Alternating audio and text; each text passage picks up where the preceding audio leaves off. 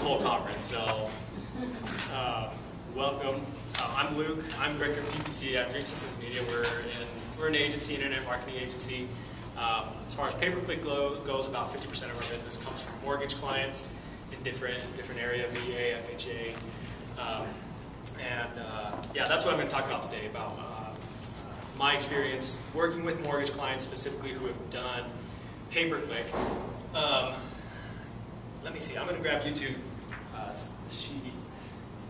If you take anything away, you can just take this sheet away that has some tips about pay-per-click. Here we go. Did you get one? But I just want to hear everyone's feedback. Like, what do you guys know about? Is this my water?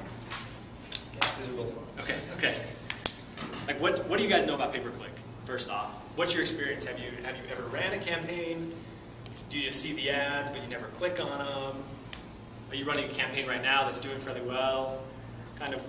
It's hit or miss. A lot of times we're running probably like 16 different ads, but some months, you know, our ad that goes through Boulder is just hot nonstop, and Golden sucks. But then next month, complete opposite. So. Okay. So you're running campaigns. You've done it. Your experience a little bit. Yeah. Okay. Yeah. I've always seen them. I've never really clicked on them. Okay. Okay. So you're trying to learn a little bit more about what it is and what works. Okay. Okay. Everyone else, kind of same thing. Just learn a little bit more about it. Yeah. Yeah. Okay. What do you guys know about pay-per-click then? Do you know how it works? Like the nuts and bolts about it? Well, if I click on something, someone's paying for it, right? Right. Yeah. Pay per click, right? Yep. So you pay for it? Let's click on my competitors so they have to pay for it. Sure. It works probably one time. They do track IP addresses and they credit back. I don't do that. I'm kidding. No, I do it too sometimes. I'm like, I say I'm checking out their landing page, but half of it's like, oh, this is probably going to cost them like $10. I know certain niches can cost a lot more than other ones. So yeah, it can cost a lot of money. I've heard 5 to 10% of pay-per-clicks or clicks on pay-per-click are like not legit, are fraud. Yeah, are fraud clicks. So it's something you're gonna. Google does a lot to avoid that, and they've come up with a lot more resources, and they put a lot of resources into that because the more click fraud there is, the less their business is going to do well. If anyone using AdWords, if it's not turning into business for them, they're going to go away from it. So Google does a lot to filter out those clicks. You can report any click spam you think you have. They credit back to you people who do multiple clicks. So if you click on your competitor's ad 10 times, it's not going to do anything except for the first click. But could be a strategy if you have like multiple locations. Just kidding, don't do that. But yeah, it's an auction base, right? The guy who's in the top spot usually is paying the most. Not always. I'm going to talk about some things today that can help you be in the top spot, but still not have to pay the most by optimizing what's called your quality score. How many people are familiar with quality score? Have you heard that before? Quality score. I'll get into it, but Google basically says if you have a high quality score, you're relevant, you're good, we like how you're advertising, you have to pay less than everybody else. So you can be in the top spot, but paying less than someone who's someone below you is paying more than you, even though you're in the number one spot. So there's a few different factors, which I'll get into. But let's see, where's my little remote? Okay, let's see if this works. So this is my mortgage client I'm going to talk about. This is from a slide actually that I did back in February. I spoke at Mortgage Tech Summit down in Arizona. And so this is where they were at. We started with them at the beginning of 2009. Yeah, beginning of 2009. And so we're going on over 2 years now with them. Let's see, I guess I worked in 2010, right? 2 years? Yeah. So we started out, you see the graph shows cost per lead. At the beginning it was something like $68. We paid in the first month, we only generated 52 leads. In February, we generated 1,400 leads at $28 per lead. This is where they're at now. So now we're generating 2,500 leads for them at a cost per lead of about $23. So you'll see it's been a continual process of constantly optimizing, working on their account, getting it better and better and better. Some of the things that I did, for the first 8 months, we did normal optimization. Then What that entails is testing ads. I was adding keywords. I was taking keywords away. I was changing bids. So if a keyword was generating more leads, I would bid more on that keyword, so we would get in a higher spot on the page and I'd generate more leads. And if a keyword was doing bad or wasn't generating leads at a good cost, you know, we'd be lower. So I did just normal optimization. We didn't try anything too crazy. And you can see our cost per conversion came down, conversions came up a little bit. November 2010, we tried hyper-targeted city campaigns in Texas and California. Those were two of the best states for the type of leads that this client was trying to generate. And it didn't work very well. We did city-specific even. So I targeted a city and I said, this is a Houston mortgage. Are you looking for Houston mortgages? You know, and wrote really, really specific campaigns, very targeted ads. But it didn't do that well. So you can see our cost per conversion went up. In 2011, we tested some new keywords that they ended up being too broad.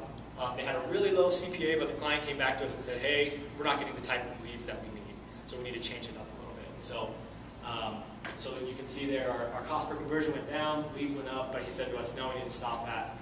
And so you can see our cost per conversion in June, up to June 2011, was increasing. June 2011 was when we started what's called a display network. And at first, it did okay. It lowered our cost per conversion a little bit, but that's kind of been the thing that's really pushed us is making the display network work. And I'm going to talk about that a little bit more.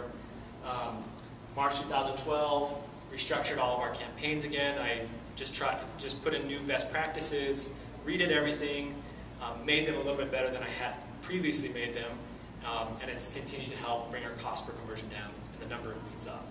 And so I show you this because this is what pay-per-click is. It's all about testing. It's all about running new ads. It's all about trying new keywords, bidding a little bit more, bidding a little bit less, seeing what that does to your traffic. Just always testing. Google makes it really, really easy to test. And the more that you test, the more leads you're going to get, and the lower your cost per lead is going to be. The more you'll be able to reach your goals. So I'm going to talk about today some of the areas that, one, advertisers get stuck in, and two, what you can do, kind of the nuts and bolts of AdWords, how you go about structuring it. I'm going to talk really about the best practices with doing pay-per-click campaigns. So on your little sheets, if you want, you're welcome to take notes. I've laid out the slides. Basically, it follows the sections that I've laid out. If you have questions, interrupt me. I prefer like an open conversation than like me up here, like throwing up on you guys, like take in what I'm saying. So if you have feedback, if you're like, wait, what are you saying? Like, what does that mean? Just raise your hand and prefer to have a good discussion. We got 8 people in here. So small little group so we can have a good discussion. I'm sure Justin, I should stop talking about Justin. I know he's got like double, triple people. Like, oh, that's okay. I'm not bitter. Okay. So where do people get stuck, first off? We talked about some of the areas starting off where people have questions. Quality score is where people get stuck. If you have a low quality score, you're going to have to pay more. So I'm going to talk about ways that you can have, how you can structure to have a good quality score. Time. A lot of people will create their campaign. They'll set it and forget it. They'll just let it run. And it can do okay. You know, maybe it is generating leads, but you're spending time in your account. You're going to get a lower cost. You're going to have more profitability from your AdWords campaign. Disapprovals. Sometimes things will get disapproved and your ads aren't going to run. I still get disapprovals this week. I put 2 exclamation points in my ad, and you're only allowed to have 1. And so they disapprove the ad, but it happens a lot. But you just have to go in and it'll say disapproved for punctuation. So you have to say, okay, what's the punctuation? And it just happens to be two exclamation points. But disapproval sometimes will get people stuck on not doing AdWords. Costs are high, leads are low. I think that's what a lot of people end up having happen, is that they spend a lot, but they're not seeing returns. So what I'm going to talk about today is how you're going to get past all this and how to not get stuck doing AdWords. So first, one of the most important things to do is separate out search, display, and mobile. Before it used to be just search and display.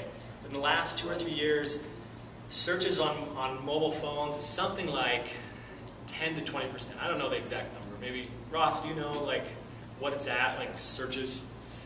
I don't, actually. Depends on the market for sure. Yeah, that's true. Yeah. I've heard something between like 10 and 15% of all searches are done on mobile phones. And the way that people look at ads, the way that people interact on a mobile phone versus on a desktop computer or a laptop or even a tablet is a lot different. And so by having your campaign separated out between normal search, for example, and a mobile phone search, you'll be able to optimize differently. People are going to click on certain ads more on a phone. People are going to click other ads more on a laptop. So by having your campaigns separated out, you'll be able to optimize better. Display network is, let me explain search first, actually. Search is on Google.com. That's what most people think about when they hear AdWords or they hear pay-per-click, right? But have you ever seen those ads on the right side, right? Where it looks just like the ads on search, but they're on the right side of the page, right? Have you seen them on New York Times or a blog maybe? You'll see ads on there. That's part of Google AdWords. That's part of pay-per-click also. It's all managed in the same place. However, on the display network, people interact a lot differently with ads than they do on the search network. On search network, a click-through rate of normal is like 2 to 3%, depending on the vertical that you're in, depending on the industry. But on the display network, you're probably looking at like 0.1%. So it acts a lot differently. And if you have all that grouped into one campaign, then you're not going to be able to optimize well. You're not going to know which ad is going to do better on search versus which one's going to do better on display. So number one point is separate those out. And I have little pro tips on the bottom. But yeah, best mortgage accounts, have them separated out. Any questions on that? Does that make sense? How exactly do you separate them? Or is that part of Sure. once you're in there? Yeah, so it's in the settings. Yeah, once you go into AdWords, you click Create a Campaign, and there's all sorts of different options you can choose. You can choose geographic locations. You can choose to separate them out between search, display, and mobile. You can choose, that's where you'll set your daily budget, how much you want to spend. So they have dozens of settings in there, and it's when you create a campaign. So you create that campaign, and it'll ask you, where do you want your ads to show? And you select, okay, I want them on search, I don't want them on display. Or I want them on search and mobile phones, or I want them on search and laptop computers. Yeah, those are just part of the settings. Anything else? Anything on your mind that you're like, this doesn't make sense? Just let me know. Okay, so keyword research. Where do you come up with the keywords? The keywords are the basis of your AdWords account. And there's lots and lots of places you can go to find keywords. Some of the easiest places, though, are just on Google itself. So you go in and type in jumbo loans. They have the search results that pop down and show you suggested searches. So that's one place you can start. On the bottom of the search pages also you'll see searches related to. So you can look at those keywords, add those to your account. The way that I do it is with what's called the keyword external tool. And I put that on the resources. So on the bottom of your sheets, if you see keyword external tool, it's a really long URL, so I didn't want to put the URL on there, but if you just Google that, it'll be the first result. But all you have to do is say, and for my example, I'm looking at jumbo loans, but you just type in jumbo loans, you say, give me all the searches related to that, and it'll populate hundreds or sometimes thousands of keywords that you can sort through and say, I want these, I don't want these. So if you're looking to generate keyword list, that's where I'd start. There's other tools. Spyfoo.com is a competitive research tool. I've listed that also on the resources there. And what that does is it scrapes the data. Spyfoo scrapes the data from the search result, and it'll actually give you keywords from your competitors. And it's fairly accurate. It's probably like 60–70% accurate. I plugged in some of our clients to see how accurate it actually was. And so it depended on the client, and it depended on how long they've been running. If they run for a while, Spyfoo's data is more accurate. If they haven't run very long, it's not as accurate. But Spyfoo.com could be a good place to get more keywords if you want it. But I would just start with the keyword external tool. Questions on there? Okay, so after you have your keywords, you have what are called match types. And this is one of the most important concepts and one of the places that I see advertisers, people who try to use AdWords, losing the most money. Google's a money-making machine, and if you try to do AdWords, they'll take your money from you very easily. But to get leads, to get business out of it, is a little bit more difficult. One of the ways they do that is through match types. So there's 4 different types of match types, and I'll just ask this. So you can see there's pluses, there's phrases, there's quotation marks, and then brackets here. Which one do you think is the most broad out of all of them? It's the top one. It's where you don't put anything on. So you think someone coming to try AdWords, do you think they're going to think to put quotation marks on or pluses in front of there? No, they're going to leave them broad. And so that's one of the first places that people lose money, is because they leave all their match types as a broad match. Now, if we were to put jumbo loans in, the types of searches that they could show up for are jumbo hot dogs, find jumbo loans, which could be relevant, or just loans, which is going to be way too broad. You're going to get clicks, but you're not going to get the traffic that you want. And that's broad match. And for anyone doing a campaign, number one thing I tell them is don't use broad match. Just don't use broad match. Start out with anything. If you're going to be conservative about it, just use phrase and exact match. And then if you're not getting the traffic you need, if you need more traffic, use broad or modified broad match. It's a new match type they came out with about 1.5 years ago, or 2 years. And what jumbo loans, if something has modified broad, it has a plus in front of it, right, in front of the words. And what it will do is it will give you misspellings. It'll give you stemmings, which is like ing or ed. It'll also give you plural and singular. And so it's a way to expand the reach of your keywords without going as far as a broad match. For a phrase match, with a quotation mark, what that does is it takes your phrase, jumbo loans, and you will show up for any phrase that includes jumbo loans with a word before or after it. That's a phrase match. And then exact match for jumbo loans, you only show up for that precise search. Right? So that's one of the probably the most important concepts you can know about AdWords is knowing those match types, knowing how they work, and building your strategy around that. Any questions on that? Is that kind of like in my head? Do you have? No, I was just thinking that that's I found that experience as well. I think that using broad match can let you lose a lot of money. And actually, the more you do it, the more you get used to what's actually happening, and then you can refine it. If you start off, you've really got to start off with a phrase or exact. Yep. That's the best strategy. And there are times you can use broad match. We're not going to talk about those times, but for you guys, if you're starting a campaign doing something, start off with phrase and exact. So after you have your keywords, you need to make tight-knit ad groups. So if you were to say you get 100 keywords that you want to put together, what you want to do is structure that and make groupings with similar types of keywords. So, for example, with jumbo loans, if you were to research that, I would take jumbo loans and I would put in that grouping jumbo loan and jumbo loan, singular and plural. Those are probably going to be really high volume keywords, so you want to just keep them separate. You want to keep them in their own little ad group. Jumbo loan rates, you do jumbo loan rates, jumbo loans rates, jumbo loan interest rate. Keep them in grouping. Same with jumbo mortgage.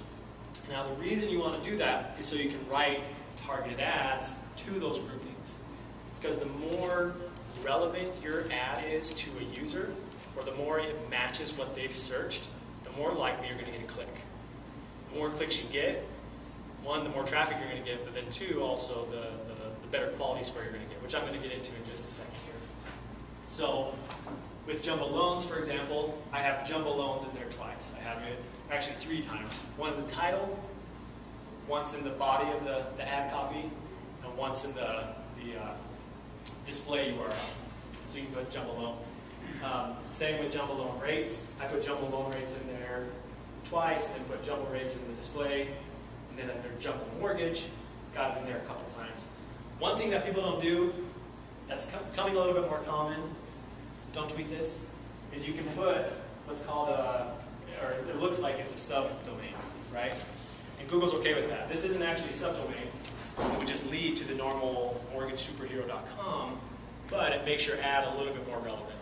A lot of people will do / whatever at the end of their display URL, but you can actually put Jumbo Mortgage. You can put what looks like a subdomain, so it makes it appear a little bit more relevant. So any questions on the ads?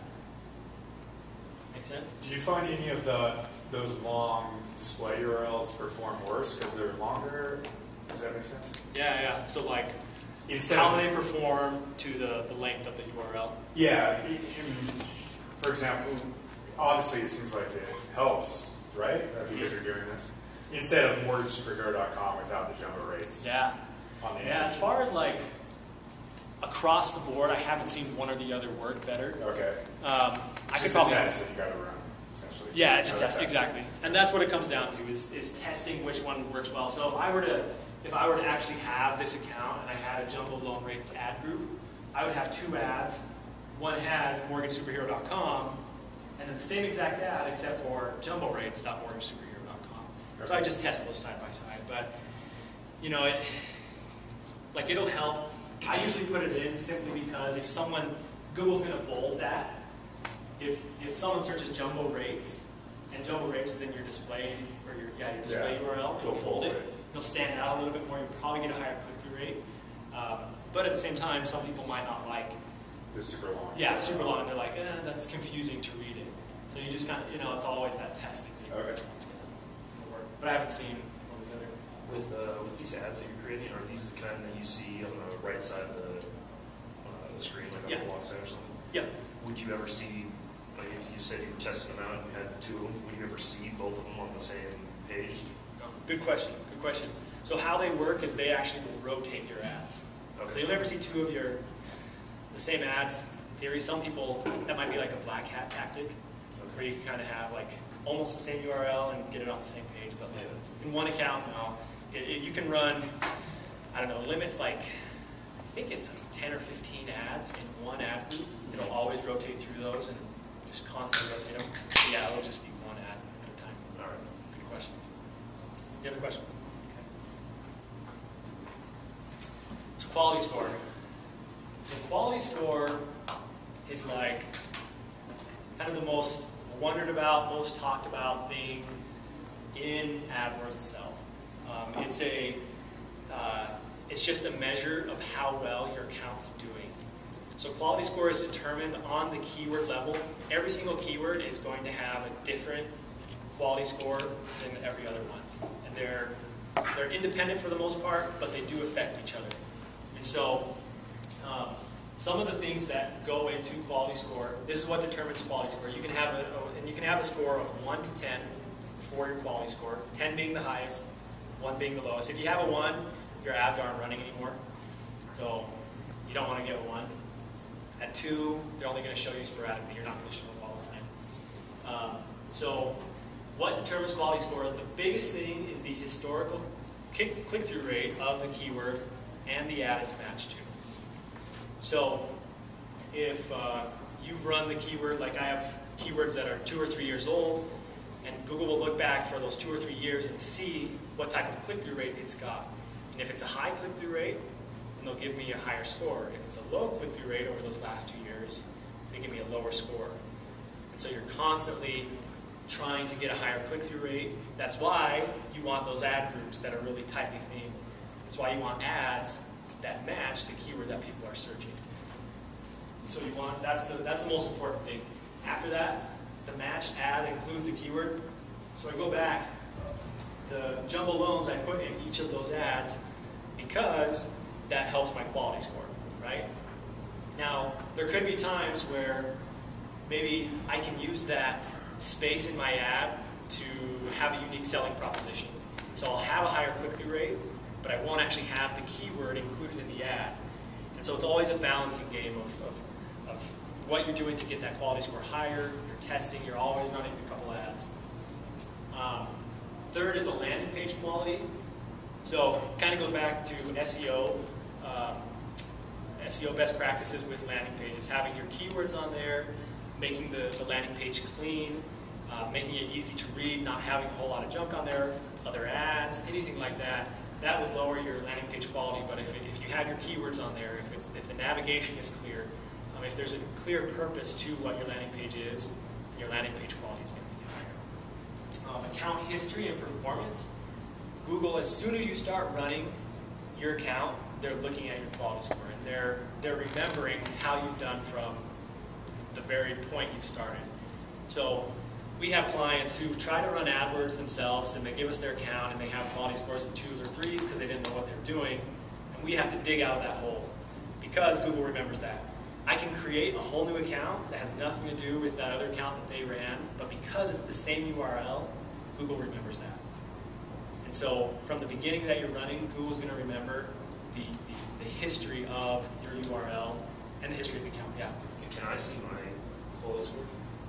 Yeah. Can I go look and see what Google thinks my quality score is, or is rating me at? Have you ran an AdWords campaign? No, I'm just wondering. Yeah. So maybe once I start, is there a way I can monitor that and see if the changes I'm making, that kind of stuff, if that's actually increasing my score, or if I'm doing something that Google's not. Once you start, you're saying? Yeah. Yeah. Once you start an AdWords campaign, then you'll be able to see it. Let's see. I'll go to this next slide, actually. You know what? I'll pull up one of my accounts so you can see. Now that my competitor's out of the room. What's the impact of the quality score? Did I miss you say that? I mean, what's the implication of this? Sure. Yeah. Cost? So the higher your quality score, the higher your quality score, the less you have to pay per click. Is the bottom line. There's just a ratio between click-through and cost. Like as far as quality score affecting it? Some ratio of... Right, yeah, for the most part. Mm-hmm. Okay. Yep. So you want to work on getting your quality score up. So this is a client. We sell antiperspirant. So let's see, I'll get this on here. So they hide it. It's funny. Like if you don't know where to look, you're not going to be able to find your quality score. Okay. So I actually have that in. Must be on the right on the screen here. And I can't even. Here, let me switch it around. I can't scroll over or something. But I can move it up.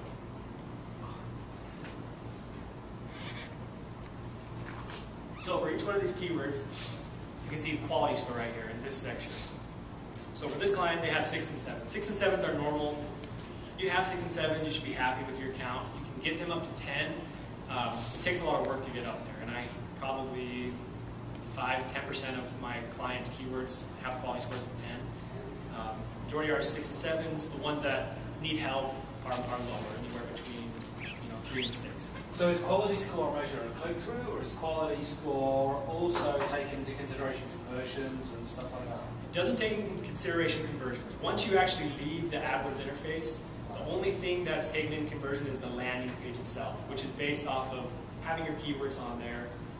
Like I was talking about, it's the landing page quality. It's how your landing page looks to Google. Kind of the same principles that go into SEO. So it's matching the landing page to the advertising. Yes. Yep. Exactly. Gotcha. So you, kind of guessing, just looking at this, if you have a different quality score for each ad, is that each keyword? Each keyword. Yep. So each of these are keywords this client's advertising on. They're broad match. I told you not to have broad match. I can have broad match. You can't have broad match. But so yeah, the quality scores right here, 6 and 7s. You can hover over the status button. And this is what I was going to show you, but I might as well show here. As you can see, Google rolled this out about a month, maybe 2 months ago, where they actually broke down quality score a little bit more. It was like everybody was so happy to get a little bit more information because Google just doesn't give you any information about quality score. Either you have it good or you don't. They don't tell you what goes into it. They don't actually let you track the change in quality score even. So like I can't look back a month and see what my quality score was. There's other programs that you can use that for if you really want to, but they don't allow it. But so a couple months ago they rolled out expected click-through rate, ad relevance, and landing page experience. And they'll tell you either you're average, above average, or below average. And that's all they'll tell you. And so, if your expected click-through rate is just an average, you need to work on your ad, right? You need to write a better ad. You need to maybe break your keyword into a more targeted ad group and write a more specific ad. Or create a better landing page. one that's more targeted to meet the needs of the ad. Yeah, you do. That doesn't affect expected click-through rate, but it does affect landing page experience, right?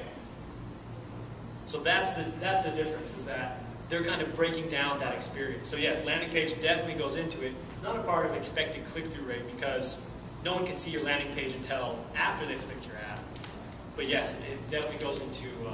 So that expected click-through rate, I mean, how the heck are they determining that? Like in real estate and mortgages, I mean, it's a ridiculously competitive market. Yep. Everyone's using the same type of language. They can't honestly be looking at the verbiage that you put on your ad and making a judgment, or are they? I mean, or are they just looking at the industry in general, saying, well, this industry sucks, it's totally competitive. I'm not paying him to lead into the next parts of my presentation, but it's working perfectly. But yes, the expected click-through rate, it's actually based on industry, right? So that's the biggest factor. And there's all sorts of guesses. Google actually won't tell you what the answers to that question, but through testing, there's a lot of theory behind it. But the biggest thing is it's how your competitors are doing for that keyword.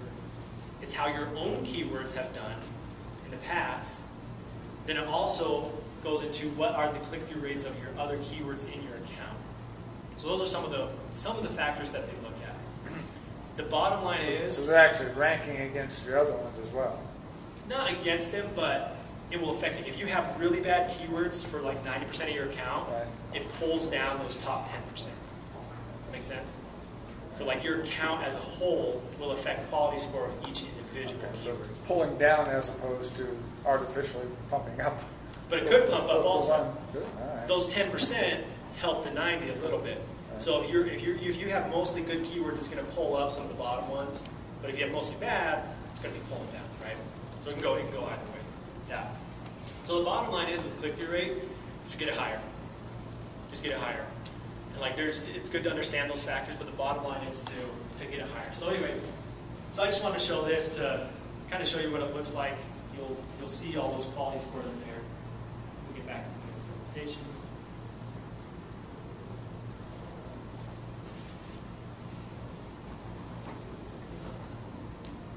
Cool. Okay.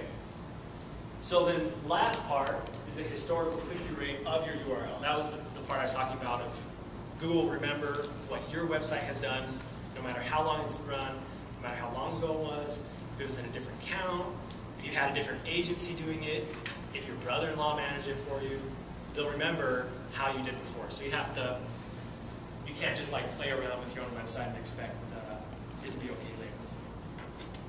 So, talk a little bit more about quality score. Let's see, we kind of just got into this. But for each of those, so I talked about expected click-through rate already. You can A/B test your ads. You create tight-knit ad groups. You can also add negative keywords. And I'll get to negative keywords in just a second, but it's basically a filter. So if you say you're advertising for the jumbo loans, you say if someone ever puts in hot dog, I don't want to show up. That's a negative keyword. So if you add more negative keywords, your click-through rate's going to go up because you're filtering out searches that are unrelated to your mortgage-related ad, right? So as far as ad relevance, that's the second part of the quality score. What that entails mostly is including the keyword in the ad. So I'll go back to that slide. So by including jumbo loans in there or jumbo loan rates in your ad, you're going to increase your ad relevance. Include the keyword in the destination URL, same idea. It's just including that keyword in there. Now, what Ross brought up may not always be that you want to include your keyword as much as possible. If that brings down your click-through rate because you can't talk about your business and say, hey, we have the lowest rates in the United States, then you might not want to include that. But it's always about testing and weighing those two. There's not one right answer as far as what is the best ad to have for pay-per-click. Landing page experience, which we talked about a little bit, matching your landing page to the keyword. With my clients, we'll break them down depending on how targeted they want to get. But usually if you have kind of a general landing page that talks about, if it's not completely off topic, you'll be okay. And they'll give you at least an average or an above average score. Just optimize it like you would an SEO page. Any questions on that? quality score can be one of the hardest things to understand. So, okay. So negative keywords. With negative keywords, they're easy to find. Same way when you're doing your keyword research, usually what I do is I go through and I say, these are all the keywords I want to add. I'll go back through and I'll say, which of these keywords do I not want to add? So, for example, with jumbo loans, if someone's searching for a definition, jumbo loans definition, they're not looking to buy, right? They're not looking to put in, fill out a form to get more information from you. They're researching. So you would add as a negative keyword definition. Jumbo CD. You have to add just definition, or would you have to add jumbo loans definition? So you would add definition. You can do both. By adding just definition, you also filter out any other variations. So someone might say definition of jumbo loans, right? Okay. But if you had just added jumbo loans definition, you wouldn't catch those people. So you want to be kind of broad. For most times you do. You have to be careful because you could filter out relevant traffic also, right? And so the same rules that apply for matching options with normal keywords also apply for negative keywords.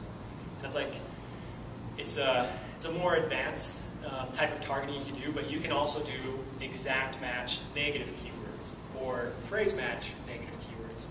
For the most part, you just want to, I would look for broad match negative keywords. So some of the universal ones that I use are free, or YouTube, or game, or Facebook.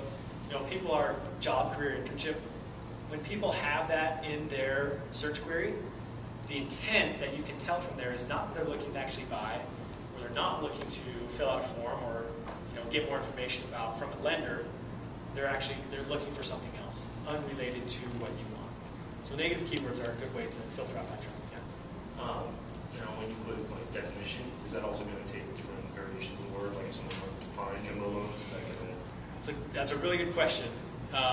Google, so it's a broad match is what you're saying, right? Mm-hmm. Normally on broad match, for a normal broad match keyword, it would take different forms of it. So maybe define, or some other variation. Definitions, plural, right? Google actually has different rules for a broad match normal keyword and a broad match negative keyword. With negative keywords, they're less liberal because they don't want to filter out as much traffic. The more traffic they filter out, the less money they make, right? And so it's funny, like I talked with a bunch of other advertisers about this just a month or two ago, and everyone agreed. They said it's not the same rules because they don't want to filter out as much. They'll make your broad really, really broad because you'll get lots of clicks on stuff you don't want, but negative, it's not the same. So I would add other ones. I would add definitions, just to be safe. Yeah. Great question. So one thing that we've seen that have worked really well for mortgage clients as negative keywords are the name of mortgage companies in the area. So for jumbo loans, for example, maybe somebody knows of a company already in Denver that does jumbo loans, and they call it Mile High Jumbo Loans, right? So you would show up because that term includes jumbo loans. But since they're actually searching for the name of a company, we found that they want that company.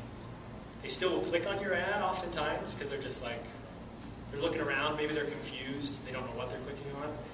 But for the most part, you want to add as negative keywords the names of competitors in your normal campaigns. Now, that doesn't mean to say you can't advertise on your competitors' names.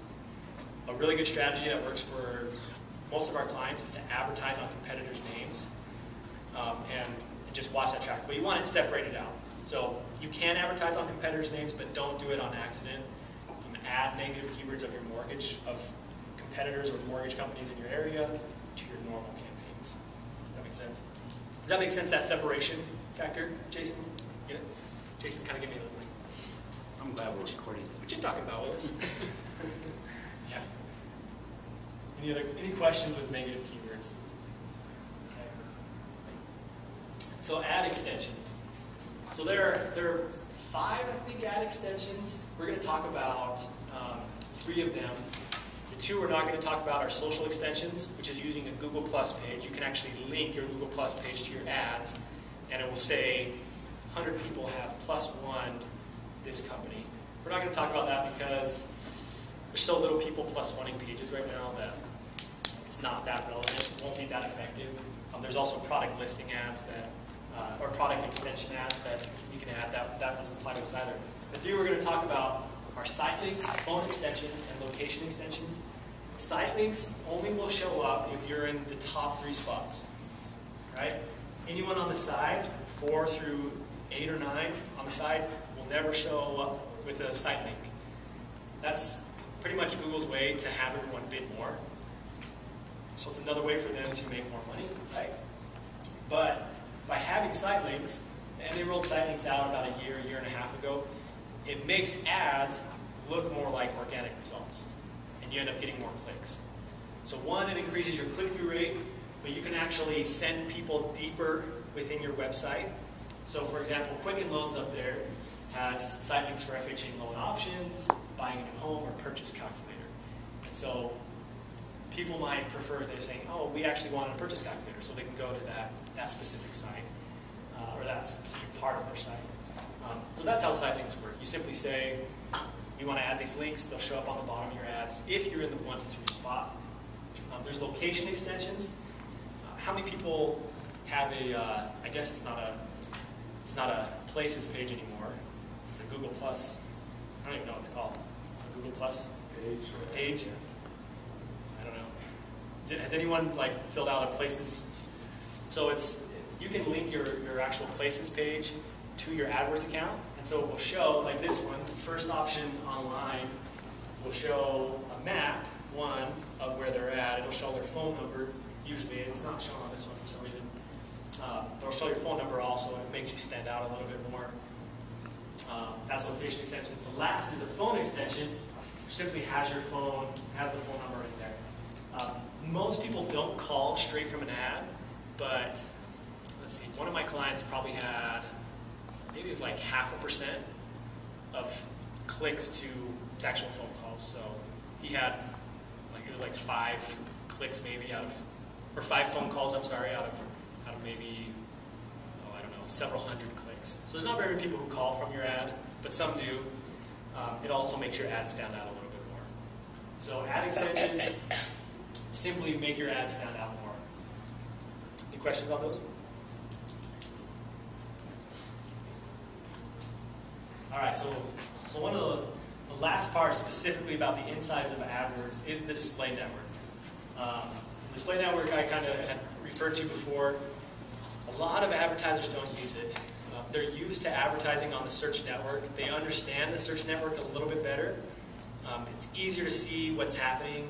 People can find their own ads a little bit more. I'm not sure exactly what it is, but people prefer to use the search network over the display network. So I kind of did an impromptu poll with other advertisers on Twitter and asked them, okay, with your conversions, how many come from search network versus display network? And so they said 78% of my conversions come from search versus display, right? But estimated percentage of traffic on those networks, and this isn't, I haven't seen anything released about this, but from what I've seen with my clients, is you can probably get 70% of your traffic to 30% on the display network. So you see that 78% of conversions are coming from only 30% of all the estimated traffic. There's a huge opportunity in display network. And with my mortgage clients, that's where we've had the biggest growth. And with a lot of our other clients also in different industries, is using the display network, which is sites like New York Times, if you remember, blogs, news sites, anything like that is display network. And so it's a huge opportunity to generate those leads.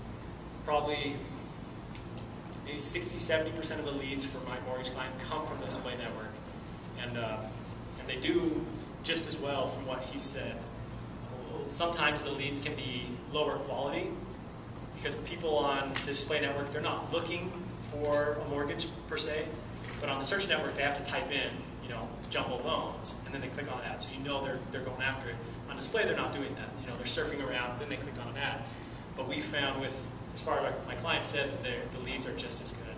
So some people will say that. They'll say display network leads are lower quality, but oftentimes they can be just as good, if not better. So it's a really good opportunity to be on display network. Any questions on that? You guys understand what the search network does, how it works? Okay. Is this like kind of just over your head? You got it, Jason? I know Jason. Not really, but I know how to reach you. So. I suck up stuff every time. So. Okay, thanks. So how to make it work? Display network works just like the search network does, in that you pick placements like you pick keywords. So you tell Google, hey, I want to advertise on this site, and they'll show you just like a keyword, and you can see the stats from that site also. So rather than jumbo loans, you can say, I want to advertise on www.jumboloans.com, and it will show performance for that. So here I've whited out the websites, but you can see the performance on some of these sites. You know, so this is one of the sites, they have 1,000 clicks, they spent 2,700, and it just lists it out. And so from here, you can actually control your bids also. If that first placement is doing really well, then I'll raise the bid. If it's not doing well, I'll lower the bid, and so on and so forth. So you optimize just like you optimize on the search network. You simply say, this is the site I want to be on, it's doing well, increase bid if it's not doing well, lower your Go bid. back to your previous slide again. Yeah.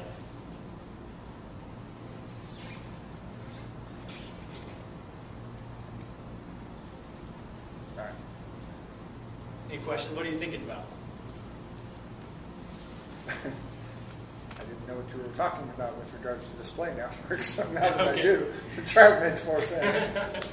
So, Thank you.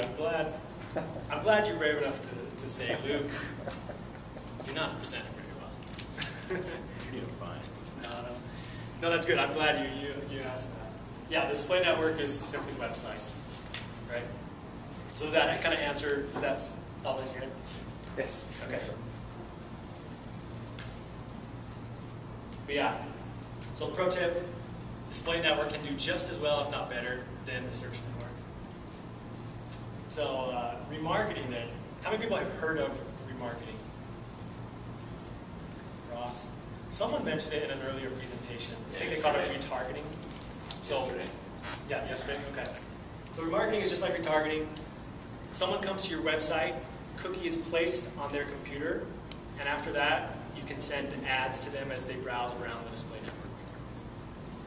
Make sense? So someone says they're interested in jumbo loans, they go to www.jumboloans.com, and then after they leave, maybe they haven't bought anything, they haven't filled out a form, haven't become a lead, but you know they're interested already in your website. So you can start showing them ads through Google's remarketing, follow them around, and say, hey, you don't want to be creepy about it. You would never want to say, hey, you came to my site, why don't you come back? Because that would really turn people off. But you just remind them and say, hey, we have jumbo loans, this is our rates, contact us today or something like that. Is there a way to control that? I mean, I was interested in some sort of software package about 6 months ago. I ended up buying. I see those darn adverts every. I mean, those guys are just following me around. I'm like, I bought that flipping product, and I know that they're doing that because I just see that. Yeah.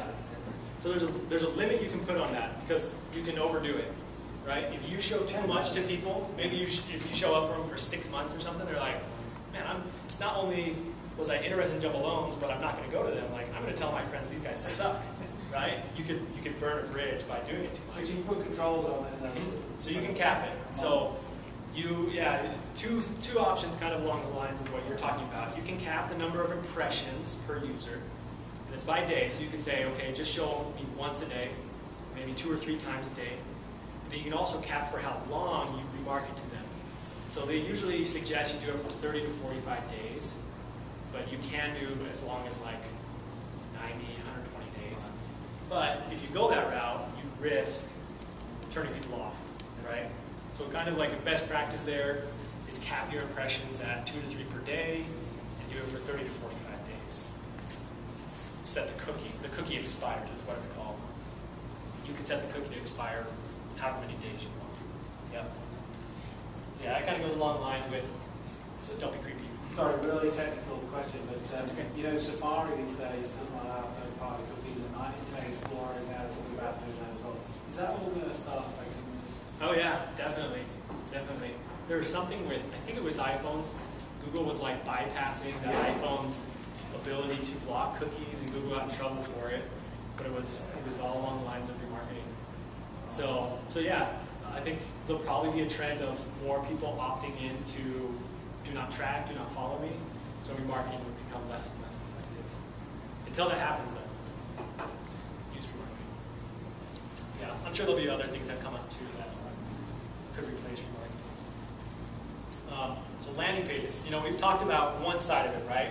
We've talked about all about the advertising, the advertisements, the ads, your keywords, quality score, but the other half of the equation is what happens once they get to your website, right? A lot of people focus on that. They focus on the AdWords side, but they don't worry about their landing page. They don't worry about where the traffic is going. One of the worst things you could do is send your traffic to your homepage. Don't ever send pay-per-click traffic to your homepage. Homepages are not optimized for pay-per-click traffic. What you want for a landing page, and it's probably 80–90% of the time this is what you want. There's other times where you would change it up. But you want a landing page that, one, does not have any navigation, so they can't go to any place else on your website.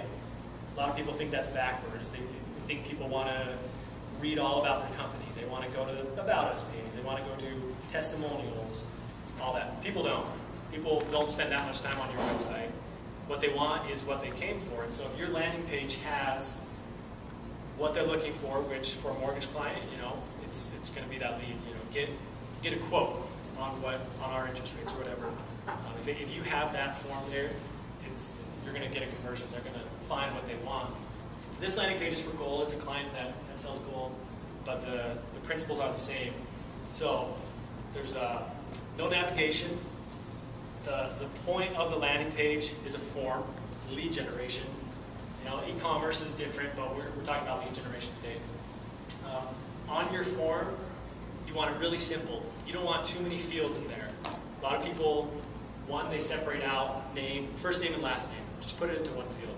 They want to know their address. They want to know the loan amount. They want to know all sorts of stuff. And some of the information you have to have, but boil it down to just what you need.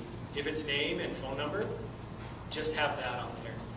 If you need some other things, add those, but have as little as you can. The more fields you have, the less conversions you're going to have. Less people are going to fill out the form. So have a small amount of fields, have a big button. I've never seen a button that's too big on a form. Honestly, I've seen like buttons that are like the size of the page. It's like, start now, and it works. So you probably can't, I should say your button could be too big, but you're probably not going to make it. Usually you have like a small little submit button. Make it big like that. It stands out by having the button big like that. Testimonials work great.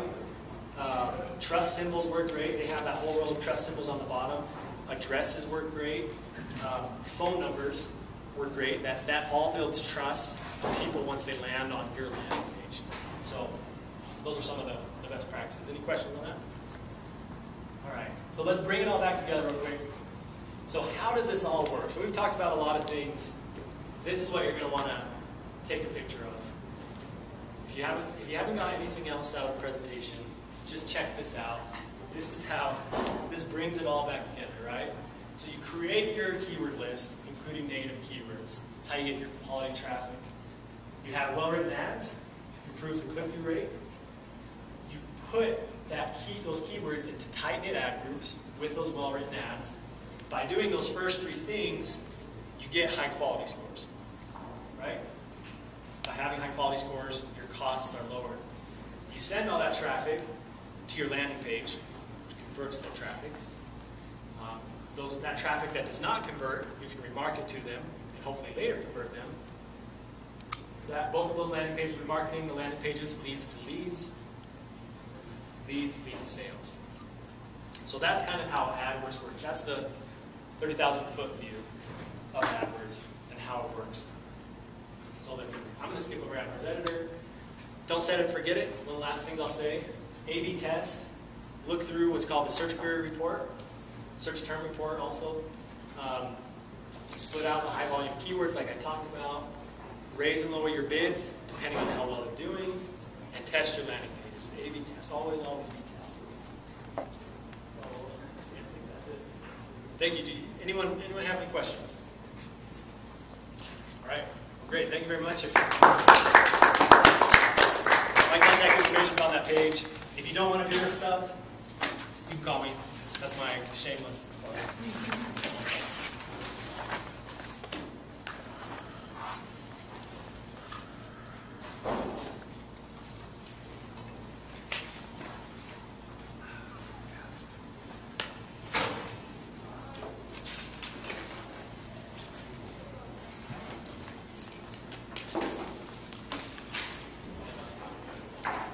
What would be the best tool to build a landing page? Like do you use like an optimized press, or do you use? To test it. You're going to teach the email class? Yeah, or to actually create one for yourself. Or You use an unbounce. unbound, yeah, unbound. Yeah. That's what we use. Then there's other ones that are comparable. They were good. They were cheap, but they still had really good landing pages. That one you saw actually, we created an Unbounce. We still did a lot of custom work on it. Gotcha. But yeah, we've loved Unbounce. Haven't heard very many things. They're really responsive also. Like we've talked about features we'd like to see, and they've been like open to hearing those suggestions. Yeah. Oh, I had a couple of questions I meant to ask. Yeah. What about tools? I mean, there's obviously, Google's got the great, interface, but by golly, there's a lot of numbers on that, and it's complex. Okay. Are there any other tools out there that you can use to manage our campaigns like this, like that integrate into, like, I remember in the old